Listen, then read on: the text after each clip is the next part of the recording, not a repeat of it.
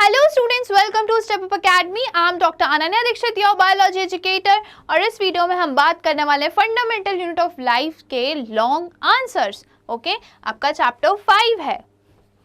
तो first question क्या है वो हम देख लेते हैं।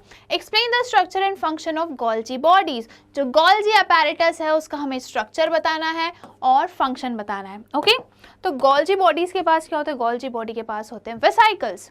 Golgi body consists of system of membrane-bound vesicle arranged in stack parallel to each other called cisterna. Okay, Golgi bodies के पास है मेम्ब्रेन बाउंड, मतलब ये जो वेसाइकल है इनके पास भी मेम्ब्रेन है। ये वेसाइकल में क्या काम करते हैं? मॉडिफिकेशन करते हैं, पैकेजिंग करते हैं एंड डिस्पैच करते हैं। ओके, अब ये कैसे अरेंज होता है? स्टैक में अरेंज होते हैं, मतलब एक के नीचे एक अरेंज होते हैं, पैरेलली अरेंज होते हैं, और इसको हम क्या बोलते हैं? सिस्टर्ना। ये जो आपको दिख रहा है this is known as cisterna. कौन अरेंज होता है? Golgi bodies. These membrane have connection with the membrane of endoplasmic reticulum. और ये जो मेम्ब्रेन है इनकी किसके साथ कनेक्शन होता है? इनका कनेक्शन होता है एंडोप्लाज्मिक मेम्ब्रेन से। ओके, किनका? वेसाइकल्स का। अब ये तो स्ट्रक्चर की बात हो गई, अब हम फंक्शन देख लेते हैं। फंक्शन आया ही नहीं। The material synthesized near the ER is packed and dispatched to various targets inside and outside the cell through Golgi apparatus. अब जो मटेरियल एंडोप्लाज्मिक रेटिकुलम में बन रहा है, एंडोप्लाज्मिक रेटिकुलम में क्या क्या बनता है? लिपिड्स बनते हैं और प्रोटीन बनता है। तो ये जो है वो कहाँ आ जाता है? गोल्जी apparatus में आ जाता है थ्रू वेसाइकल। यहीं पे मॉडिफिकेशन होता है, उनको पैक करते हैं और उनको डिस्पैच कर देते हैं, अलग अलग जगहों पे भेज देते हैं जहाँ पे भी सेल को ज़रूरत है, और या फिर सेल के बाहर भी अगर ज़रूरत है तो वो भी भेज देते हैं। और ये सब ट्रांसपोर्टेशन का काम कौन करता है? Golgi apparatus. It also stores, modifies and helps in the packaging of products in vesicle. Okay, ये क्या करते हैं? वेसाइकल में स्टोरेज का काम भी करते हैं, स्टोर करते हैं, पैक करते हैं, डिस्पैच करते हैं, और ये पूरा काम कहाँ होता है? वेसाइकल में। मॉडिफाई भी करते हैं। In some cases, complex sugar may be made from simple sugar. Okay, क्या होता है? मॉडिफिकेशन। ठीक है, ये एक दो अलग टाइप का मॉडिफिकेशन है। क्या है कि ये कॉम्प्लेक्स शुगर से सिंपल शुगर भी बना लेते हैं। कौन बनाते हैं? Golgi apparatus। और किसकी मदद से बनाते हैं? ये बनाते हैं वेसाइकल्स की हेल्प से। It also help in the formation of lysosomes. Golgi bodies जो है लाइसोसोम के फॉर्मेशन में भी हेल्प करती हैं। लाइसोसोम क्या है? सोसाइट बैग्स हैं। Okay, next question. What is active transport? Differentiate between active and passive transport. Okay, यहाँ पे पूछा गया है कि active transport क्या होता है और हमें डिफरेंस बताना है active और passive transport के बीच में। ठीक है, तो active transport क्या होता है? जब कभी भी किसी भी पार्टिकल, किसी भी मॉलिक्यूल्स का मूवमेंट हो रहा है from lower to higher against the concentration gradient. अब हमें पता है कि जहाँ पे कंसंट्रेशन ज़्यादा होता है वहाँ से हमेशा कहाँ जाता है? लोअर कंसंट्रेशन की तरफ, राइट। अब एक्टिव ट्रांसपोर्ट में क्या होता है कि लोअर कंसंट्रेशन से ये हायर कंसंट्रेशन की तरफ जाता है। जहाँ पे जिस चीज़ की कमी है वहाँ से उठ के जाएगा ये जहाँ पे वो सब्सटेंसेस, पर्टिकुलर सब्सटेंस अबंडेंट में है। ठीक है, तो वहाँ पे जाएगा, और ये क्या हो रहा है? अगेंस्ट कंसंट्रेशन ग्रेडियंट हो रहा है। ओके, तो इसको हम क्या बोलते हैं? Active transport. और ये होता है एनर्जी की हेल्प से। किसकी हेल्प से? एनर्जी की हेल्प से। ओके, तो अब हम इसका वो देख लेते हैं, डेफिनेशन, आंसर क्या होता है ये? The process in which the molecules are moved uphill against the concentration gradient. ठीक है, ये एक प्रोसेस है जहाँ पे मॉलिक्यूल सब्सटेंसेस जो हैं कंसंट्रेशन ग्रेडियंट के अगेंस्ट मूव कर रहे हैं। Active transport always involves the expenditure of energy because the materials are pumped against the concentration gradient. जो क्या है यहाँ पे? एक्टिव ट्रांसपोर्ट में ना हमेशा एनर्जी की ज़रूरत पड़ती है, क्योंकि जो मूवमेंट हो रहा है पार्टिकल्स का वो कंसंट्रेशन ग्रेडियंट के अगेंस्ट हो रहा है, वो लोअर से हायर की तरफ जा रहा है। अब लोअर से हायर की तरफ हमें कुछ चीज़ भेजनी है तो एनर्जी की तो ज़रूरत लगेगी ही, और इस ट्रांसपोर्ट को हम बोलते हैं active transport. Active transport, it involves movement of molecule against the concentration gradient. अब इसमें क्या होता है, जो मूवमेंट हो रहा है सब्सटेंसेस का वो कंसंट्रेशन ग्रेडियंट के अगेंस्ट हो रहा है, ओके। और यहाँ पे क्या हो रहा है पैसिव ट्रांसपोर्ट में, it involves movement of molecules along the concentration gradient. मतलब ये पैसिव ट्रांसपोर्ट में एनर्जी की ज़रूरत नहीं पड़ती है और जो मूवमेंट हो रहा है सब्सटेंसेस का वो हमेशा कंसंट्रेशन ग्रेडियंट के साथ होता है, मतलब कि हायर से हमेशा लोअर कंसंट्रेशन की तरफ जाएगा, okay. It requires energy in the form of ATP molecules. Active transportation में एनर्जी की ज़रूरत पड़ती है, कौन सी एनर्जी, ATP, ओके। इसमें एनर्जी की ज़रूरत नहीं है। It is a rapid movement, ये रैपिड मूवमेंट होता है, तो फिर ये क्या होगा, स्लो मूवमेंट होगा, okay. Movement of a large molecules occur by active transport, अगर हमें लार्ज मॉलिक्यूल को ट्रांसपोर्ट करना है तो वो एक्टिव ट्रांसपोर्ट के थ्रू ट्रांसपोर्ट होता है, उसका मूवमेंट होता है। वहीं अगर हमें स्मॉल मॉलिक्यूल्स को ट्रांसपोर्ट करना है तो वो पैसिव ट्रांसपोर्ट के थ्रू होगा, ओके। एक्टिव ट्रांसपोर्ट हमेशा याद रखना, लोअर से higher with by using energy, okay. और ये तो नॉर्मल ही है कि कंसंट्रेशन ग्रेडियंट के साथ हो रहा है, हायर से लोअर की तरफ जा रहा है और इसमें एनर्जी की ज़रूरत नहीं है, ओके। इसका अगर मैं एग्जाम्पल बताऊं एक्टिव ट्रांसपोर्ट का, तो एक्टिव ट्रांसपोर्ट का एग्जाम्पल होगा एंडोसाइटोसिस, एक्सोसाइटोसिस, ओके। और पैसिव ट्रांसपोर्ट का एग्जाम्पल है ऑस्मोसिस एंड डिफ्यूजन, ओके। ये इनके एग्जाम्पल्स होते हैं, ओके। अब हम चलते हैं हमारे नेक्स्ट क्वेश्चन पे। Question third, what are the different types of endoplasmic reticulum, right the function of each. अलग अलग टाइप के एंडोप्लाज्मिक रेटिकुलम के बारे में बताना है और एक एक का फंक्शन लिखना है। तो दो एंडोप्लाज्मिक रेटिकुलम होते हैं, स्मूथ एंड रफ। स्मूथ जो होते हैं उनके पास राइबोसोम्स नहीं होते, इसलिए वो उनकी सरफेस कैसी स्मूथ दिखती है।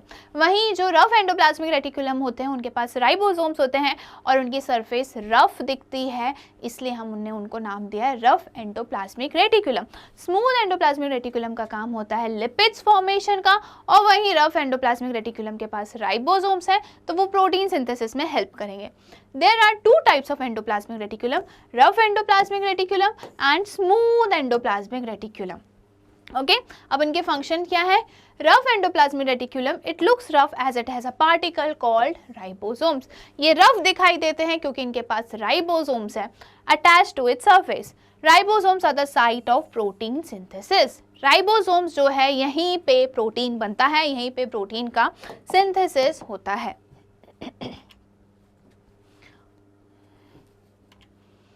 Smooth endoplasmic reticulum, it helps in the manufacture of fat molecules. ये किसमें हेल्प करते हैं? Fat molecules. फैट मैंने क्या बताया था, लिपिड, दोनों बात एक ही है, ओके।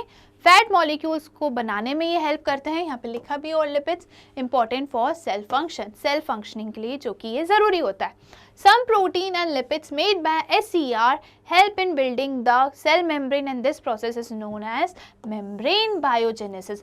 अब ये जो प्रोटीन और लिपिड्स एंडोप्लाज्मिक रेटिकुलम में बन रहा है, ये किस में हेल्प करते हैं? ये सेल मेम्ब्रेन बनाने में भी हेल्प करते हैं। सेल मेम्ब्रेन मतलब प्लाज्मा मेम्ब्रेन बनाने में हेल्प करते हैं, और इस प्रोसेस को हम बोलते हैं मेम्ब्रेन बायोजेनेसिस, ओके। इंपॉर्टेंट है ये। Helps in detoxifying many poisons and drugs in the liver cells of the group of vertebrates. Vertebrates के लिवर में एंडोप्लाज्मिक रेटिकुलम प्रेजेंट होते हैं और ये क्या करते हैं? डिटॉक्सिफिकेशन का काम करते हैं, मतलब पॉइजन्स और ड्रग्स को डिटॉक्सिफाई करते हैं ये, okay. Next question, describe the structural feature of cell membrane and cell wall. Why is cell membrane called selectively permeable membrane. अब हमें क्या बताना है? स्ट्रक्चरल फीचर्स बताने हैं कि इनके स्ट्रक्चर में क्या क्या चीज़ें हमें देखने को मिलती है, किसके में? सेल मेम्ब्रेन और सेल वॉल में। और सेल मेम्ब्रेन को हमने सिलेक्टिवली परमिएबल मेम्ब्रेन क्यों बोला गया है?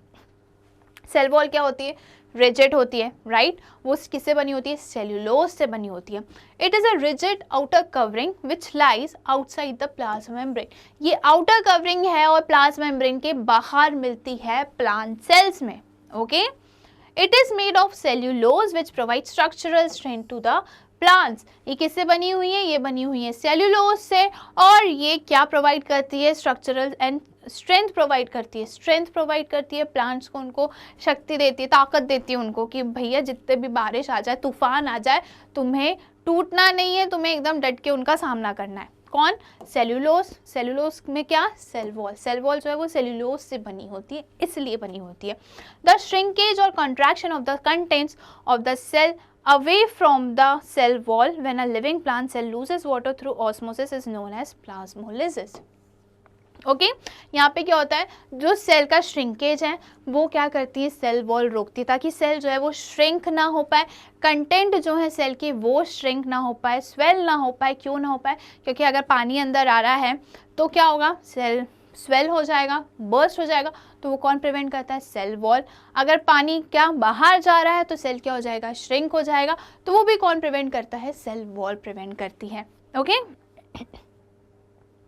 फिर इसको हम क्या बोलते हैं? प्लाज्मोलिसिस। अगर लिविंग सेल जो है वो वाटर को लूज कर रहा है, ठीक है, पानी अगर सेल से बाहर जा रहा है तो उसको हम क्या बोलते हैं? प्लाज्मोलिसिस। ठीक है, अब पानी बाहर किसकी हेल्प से जाएगा? उस प्रोसेस को हम क्या बोलते हैं? हम उस प्रोसेस को बोलते हैं ऑस्मोसिस। ओके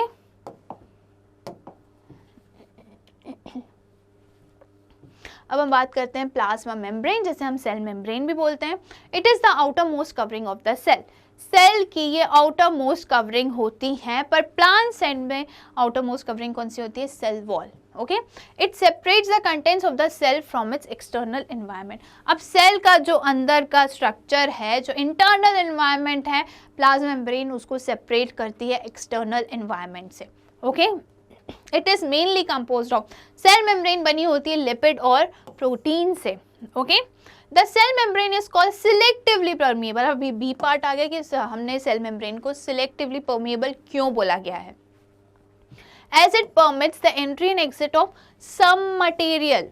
ठीक है, ये क्या करती है? कौन सी चीज़ अंदर आनी है सेल के, कौन सी चीज़ बाहर जानी है सेल के, ये कुछ आइटम्स को, सब्सटेंसेस को ये परमिट करती है, अलाउ करती है। सबके लिए गेट नहीं खोल के रखती है, भैया जिसको अंदर आना है आ जाए, जिसको बाहर जाना है चला जाए, ये ऐसा नहीं करती है। ठीक है, ये परमिशन देती है कि तुम आ सकते हो, तुम बाहर जा सकते हो। Okay it prevents the movement of the content of the cell out of the cell. ठीक है, ये क्या करती है? जो सेल के अंदर की चीजें हैं उनको बाहर जाने से रोकती है, प्रिवेंट करती हैं। Next question, fifth, Why are lysosomes known as scavengers of the cell? Okay, lysosomes को scavengers of the cell क्यों बोला गया है? Suicide bags भी बोला जाता है। Lysosomes are self-destructive, true or false? Give reason. Obviously, जो lysosomes है वो self destructive होते हैं, true है ये। पहले हम फर्स्ट आंसर की बात कर लें कि lysosomes को scavengers क्यों बोला जाता है। Scavengers क्या होते हैं? जो डेड और डिकेइंग को क्या करते हैं? ब्रेक डाउन करते हैं, राइट? तो लाइसोसोम्स क्या है? इनके पास डाइजेस्टिव एंजाइम्स है। अब ऐसे सेल जो रिपेयर नहीं हो सकते, जो फंक्शन नहीं कर पा रहे हैं, वॉर्न आउट सेल ऑर्गेनेल्स जो हैं, जो काम नहीं कर पा रहे हैं, ख़त्म हो चुके हैं फॉरेन पार्टिकल्स, तो ये उनको डाइजेस्ट करते हैं, ब्रेक डाउन करते हैं, क्योंकि लाइसोसोम्स के पास क्या है? अभी बताया मैंने, डाइजेस्टिव एंजाइम्स हैं। ओके अब लाइसोसोम्स जो है वो सेल डिस्ट्रक्टिव है जी, बिल्कुल है, क्योंकि जब ये देखते हैं अरे यार सेल अच्छे से फंक्शन नहीं कर पा रहा है, सेल ऑर्गेनेल अच्छे से फंक्शन नहीं कर पाए, पैथोजन आ गया है, फॉरेन पार्टिकल आ गया, अब इनको डाइजेस्ट करना है, तो लाइसोसोम्स बर्स्ट हो जाते हैं और उसे हम सेल डिस्ट्रक्टिव बोलते हैं। The lysosomes are waste disposal system. क्या है ये? वेस्ट डिस्पोजल सिस्टम है किसका? सेल का। सेल की बात करें तो सेल का ही है। As they remove debris and help to keep the cell clean by digesting any foreign material as well as worn out cell organelles. Okay ये क्या? Waste material, debris, waste material, साथ ही साथ फॉरेन पार्टिकल्स, और अगर cell organelle कोई अच्छे से फंक्शन नहीं कर रहे हैं तो ये लाइसोसोम्स उनको डाइजेस्ट कर लेते हैं। Thus they are also known as scavengers of the cell, इसलिए इनको हम scavengers of the cell भी बोलते हैं। It is true that the lysosomes are self-destructive. ये बात सही है कि lysosomes जो हैं वो self-destructive होते हैं। They contain digestive enzymes, क्योंकि इनके पास क्या है? Digestive enzymes है। If the cell gets damaged during disturbance in cellular metabolism, the lysosomes may burst and its enzymes digest their own cell. Okay अगर सेल डैमेज हो जाता है, अब रिपेयर की कोई गुंजाइश ही नहीं है, वो रिपेयर नहीं हो सकता है, तो वो क्या होता है, लाइसोसोम्स बर्स्ट हो जाते हैं, डाइजेस्टिव एंजाइम्स रिलीज होते हैं और सेल ऐसे सारे सेल को क्या कर लेता है, डाइजेस्ट कर लेता है. ओके अब हम चलते हैं हमारे next question. How does amoeba obtain its food. ये तो बहुत ही बार हमने क्वेश्चन सॉल्व कर चुका है कि अमीबा फूड कैसे ऑब्टेन करता है. तो अमीबा फूड ऑब्टेन करता है थ्रू एंडोसाइटोसिस. वो अपना जो साइटोप्लाज्म है उसको बढ़ा लेता है और उसको हम बोलते हैं सूडोपोडिया. False feed. अब ये सूडोपोडिया जो है वो पूरे खाने को, जहाँ पे भी उनको फूड पार्टिकल दिखता है उसको घेर लेती हैं, ठीक है, एनगल्फ कर लेती हैं, एनसर्कल कर लेती हैं और थ्रू प्लाज्मा मेम्ब्रेन फूड का अब्जॉर्प्शन होता है. Amoeba takes in food with the help of finger like extension called pseudopodia by the process called endocytosis. Cell के अंदर आने वाली प्रोसेस को हम क्या बोलेंगे, एंडोसाइटोसिस. सेल के बाहर जाने वाली प्रोसेस को हम एक्सोसाइटोसिस बोलेंगे. Pseudopodia help to engulf the food which gets enclosed in a food vacuole. Okay अब सूडोपोडिया जिस पॉइंट पे, जिस स्पॉट पे फूड को एंगल्फ करती है वहाँ पे वो फॉर्म करती है फूड वैक्यूल. यहाँ पे दिख रहा है आपको, ये क्या हो गया, फूड वैक्यूल हो गया. ओके यहीं पे डाइजेशन होता है. The complex particle of food get broken down into a simpler substance inside the food vacuole and diffuse into a cytoplasm of amoeba. अब ये क्या हुआ, ब्रेक डाउन हो रहा है. ब्रेक डाउन की प्रोसेस को हम क्या बोलते हैं, डाइजेशन. तो फूड वैक्यूल में डाइजेशन हो रहा है और फिर जो अब्जॉर्प्शन है वो कहाँ हो जाएगा, सेल मेम्ब्रेन में. डाइजेशन के बाद क्या होगा, अब्जॉर्प्शन होगा. तो वो सेल मेम्ब्रेन से कहाँ आ जाएगा, अंदर साइटोप्लाज्म में, क्योंकि क्या प्रेजेंट हो उसमें, cytoplasm. The undigested food particles are removed from the cell by exocytosis. अब सेल से हमें कुछ वेस्ट प्रोडक्ट बाहर करना है तो एक्सोसाइटोसिस की प्रोसेस से वो बाहर कर देते हैं. ओके ये बात हो गई food. How does amoeba obtain food. Question 7. Distinguish between hypertonic solution, isotonic solution and hypertonic solution. Hypo, iso and hypertonic. क्या होता है भाई, ये तीनों चीज़ हम देख लेते हैं. The difference between 3 kinds of solution are, ये तो बेसिक लाइन होती है, हमें लिखना ही पड़ता है. ओके हाइपोटोनिक में क्या होता है कि जिस मीडियम में हमने सेल को रखा है वो मीडियम बहुत डाइल्यूटेड है, मतलब उधर पानी काफ़ी सारा है. Okay medium surrounding the cell has a higher water concentration than the cell. Okay cell के अंदर पानी कम है और जिस मीडियम में सेल को हमने रखा है उस मीडियम में पानी ज़्यादा है. This is known as hypotonic solution. Isotonic solution होगा कि जिस मीडियम हमने सेल रखा है उसमें उतना ही पानी है जितना सेल के अंदर है. ठीक है तो दोनों पानी, मतलब दोनों जगह पे पानी इक्वल अमाउंट में. हाइपर में ये होगा कि जो जिस सेल में हमने मीडियम, जिस मीडियम में हमने सेल को रखा है उस मीडियम में पानी जो है वो कम होगा और सेल के अंदर पानी ज़्यादा होगा. ओके तो ये हमने रीड कर चुका है. Medium surrounding the cell has exactly, एकदम सेम, बिल्कुल सेम पानी है, water concentration as the cell. Okay medium surrounding the cell has a lower concentration of water than the cell. Okay अब मीडियम जो है वो उसमें पानी कैसा है, कम है. सेल के मुताबिक सेल में पानी ज़्यादा है. ओके देन फिर क्या है, water will enter the cell by osmosis. अब पानी का मूवमेंट कैसा होता है हमें पता है, from higher to lower concentration. Medium से पानी कहाँ आ जाएगा, सेल के अंदर आ जाएगा और ये वाटर मॉलिक्यूल्स का मूवमेंट हो रहा है तो इस प्रोसेस को हम क्या बोलेंगे, ऑस्मोसिस. ओके अब यहाँ पे पानी दोनों एग्जैक्टली सेम है दोनों जगह पे, तो कोई मूवमेंट नहीं होगा. There is no overall movement of water. अब यहाँ पे क्या होगा कि पानी कहाँ ज़्यादा है, सेल के अंदर ज़्यादा है, तो सेल से पानी चला जाएगा बाहर मीडियम में. Okay cell will lose water by osmosis. पानी कहाँ चला गया, सेल के बाहर चला गया. अब क्या होगा, अब सेल के अंदर पानी आ गया तो सेल कैसे हो जाएगा, स्वेल हो जाएगा, मोटा हो जाएगा, क्योंकि उसके अंदर पानी आ चुका है. अब इसमें तो पानी अंदर आया है ना गया, तो सेल एज इट इज रहेगा. हाइपरटोनिक सोल्यूशन में क्या होगा कि सेल से पानी बाहर गया तो सेल श्रिंक हो जाएगी. Okay cell is likely to swell up in this solution. इस सोल्यूशन में सेल मोटा हो जाएगा, स्वेल हो जाएगा. Cell will stay same in size क्योंकि वाटर मॉलिक्यूल्स का मूवमेंट नहीं हुआ है. Cell will shrink when it is kept in this kind of solution, cell क्या होगा, श्रिंक हो जाएगा, सिकुड़ जाएगा, क्योंकि पानी उसके सेल से बाहर जा चुका है। ओके, अब हम बढ़ते हैं next question, question 8, right a note on Golgi apparatus and the function it performs. Golgi apparatus के बारे में हमें बताना है और क्या फंक्शन करता है उसके बारे में बताना है। ओके, तो गोल्जी अपैरेटस के पास क्या होता है, मेम्ब्रेन बाउंड वेसाइकल्स होते हैं जो स्टोरेज, मॉडिफिकेशन और पैकेजिंग का काम करते हैं। इनके पास वैक्यूल्स भी होते हैं और ये जो है स्टैक में अरेंज्ड होते हैं, पैरेलली अरेंज्ड होते हैं, जिसको हम बोलते हैं cisterna. Okay, Golgi apparatus, Golgi bodies, Golgi complex is composed of membrane-bound fluid-filled vesicle. कैसे vesicles हैं? Fluid-filled vesicles है, vacuoles and cisterna. In animal cells, they are larger, only 1 or 2 in number. Animal cells में या तो ये एक या फिर 2 होते हैं और लार्ज होते हैं, मतलब बड़े होते हैं। वहीं प्लांट सेल्स में ये छोटे होते हैं और मल्टीपल होते हैं, smaller and more in number. Okay, अब इनका फंक्शन हम देख लेते हैं। एक फंक्शन तो हमने देख ही लिया है, बता ही चुका है। It involves in the transport and modification of protein, lipids as well as carbohydrates. क्या होता है ना कि जो Golgi bodies होते हैं वो ट्रांसपोर्ट करते हैं, मॉडिफिकेशन करते हैं protein, lipids as well as carbohydrates का।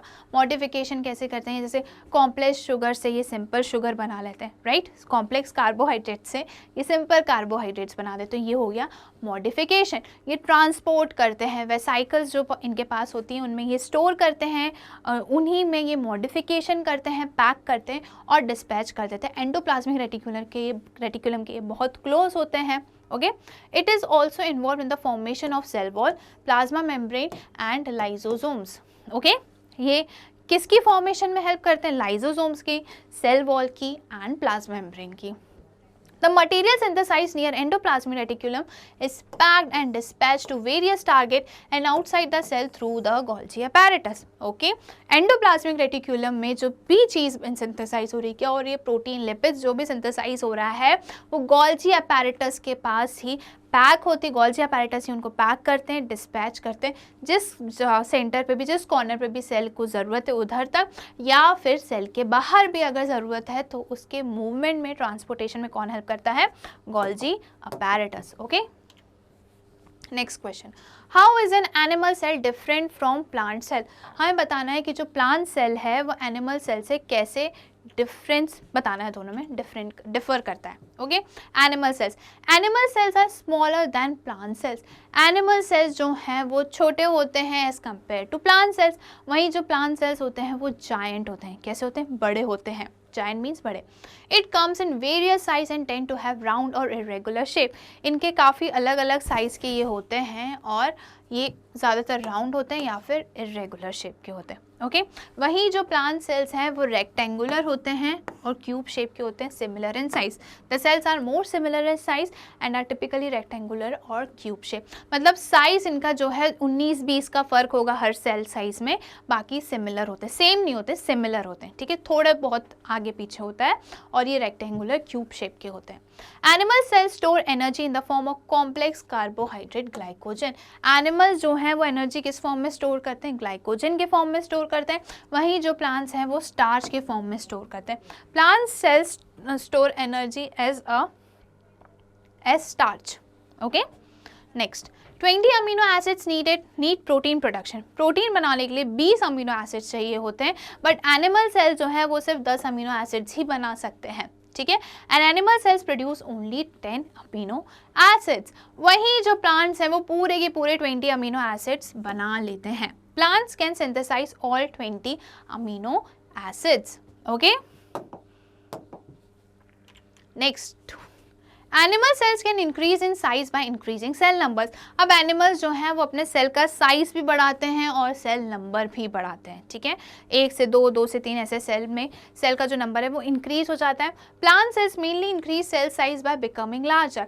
प्लांट सेल्स जो हैं वो अपना सेल साइज बस कैसे बढ़ाते हैं कि वो बड़े हो जाते हैं। ठीक है, साइज में वो बड़े हो जाते हैं। और सेल साइज में एनिमल सेल में सेल का साइज कैसे बढ़ता है, सेल नंबर के थ्रू, 1 से 2, 2 से 3 ऐसे सेल नंबर इनमें सेम रहता है, बस सेल का साइज बढ़ जाता है। Okay, animal cells don't have a cell wall but have a cell membrane. Animal cell के पास सेल वॉल नहीं होती है बट सेल मेम्ब्रेन होती है। वहीं जो प्लांट्स हैं उनके पास सेल वॉल होती है और सेल मेम्ब्रेन होती है। ठीक है, they are composed of cell wall as well as cell membrane. Okay, ये सेल वॉल भी होती है इनके पास और सेल मेम्ब्रेन भी होती है। सेल वॉल जो है वो सेल्यूलोज की बनी हुई होती है। ओके, एनिमल सेल्स में have many small vacuoles. Animal cell के पास बहुत सारे छोटे छोटे वैक्यूल्स हो सकते हैं। वहीं जो प्लांट सेल्स हैं उनके पास लार्ज वैक्यूल होता है और परमानेंट वैक्यूल होता है। इनके पास टेम्पररी भी होता है। Okay, next question, how is prokaryotic cell different from eukaryotic cell. हमें प्रोकैरियोट्स और यूकैरियोट्स में डिफरेंस बताना है, तो हम स्टार्ट करते हैं। Prokaryotes are organism that do not possess a nucleus and are membrane bound organelle. Prokaryotes के पास न्यूक्लियस नहीं होता और सेल ऑर्गेनेल्स जो होते हैं वो भी नहीं होता एक्सेप्ट राइबोसोम्स। ओके, वही जो यूकैरियोट्स होते हैं, eukaryotes organism that possesses membrane bound organelles including the nucleus. इनके पास न्यूक्लियस भी होता है और सेल ऑर्गेनेल्स भी होते हैं। Includes bacteria and cyanobacteria. Prokaryotes में कौन आते हैं? बैक्टीरिया एंड साइनोबैक्टीरिया आते हैं। Include animal, plants, fungi, protozoa and algae. क्या आते हैं यूकैरियोट्स में? प्लांट्स आते हैं, एनिमल्स आते हैं, एल्गी आते हैं, प्रोटोजोआ आते हैं, फंगाई आते हैं। Cell usually are 0.2 to 2 micrometre in diameter. कितना साइज होता है इनका? 0.2 to 2 माइक्रोमीटर, और वहीं इनका होता है 10 to 100 micrometre in diameter. Prokaryotes जो होते हैं वो यूनिसेलुलर होते हैं और यूकैरियोट जो होते हैं वो यूनिसेलुलर और मल्टीसेलुलर दोनों ही होते हैं। ओके, यहाँ पे लिखा नहीं है, यहाँ पे सिर्फ